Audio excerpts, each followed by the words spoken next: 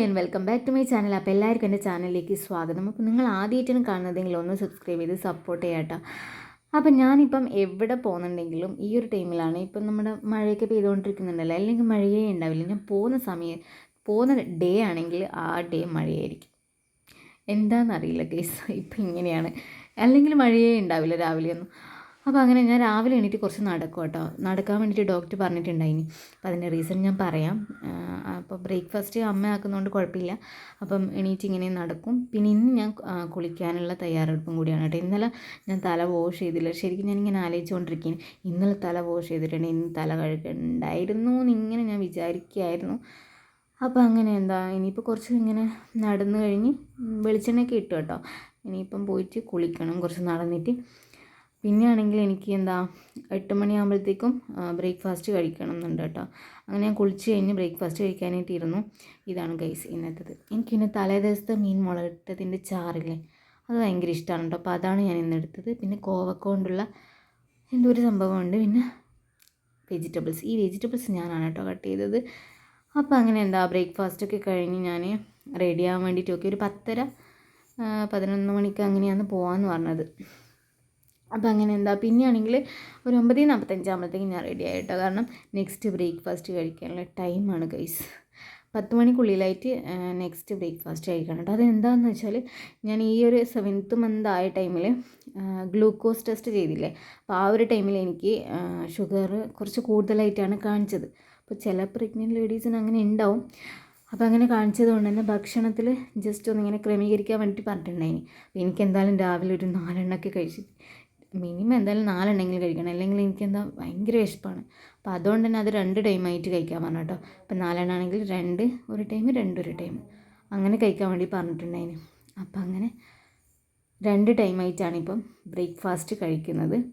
പിന്നെ അതൊക്കെ കഴിഞ്ഞ് ഞാൻ പിന്നെ പോകാനുള്ള ടൈമായി. അപ്പോഴത്തേക്കും ഞാനെല്ലാം സെറ്റ് ചെയ്ത് വെച്ചു.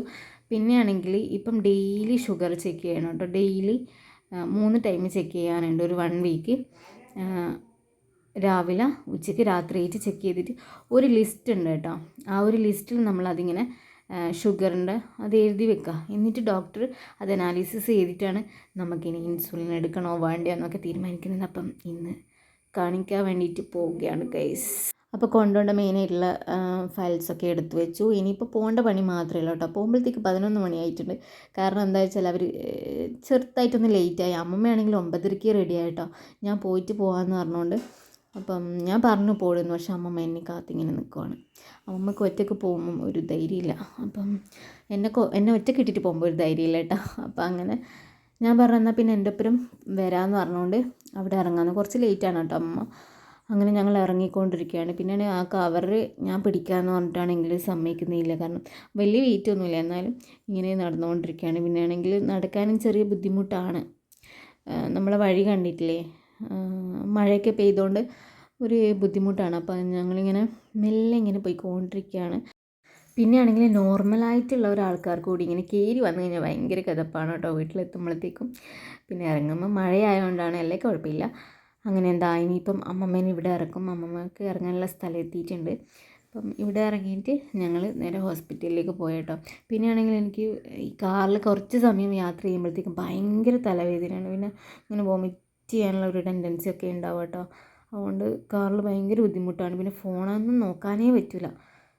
അപ്പോൾ അങ്ങനെ ഞങ്ങളിതാ ഹോസ്പിറ്റലിൽ എത്തിയിട്ടുണ്ട്. ഇവിടെയാണ് എൻ്റെ ഹോസ്പിറ്റൽ, ഇന്ദിരാഗാന്ധി കോഓപ്പറേറ്റീവ് ഹോസ്പിറ്റൽ. അപ്പം അവിടെ എത്തിയിട്ടുണ്ട്.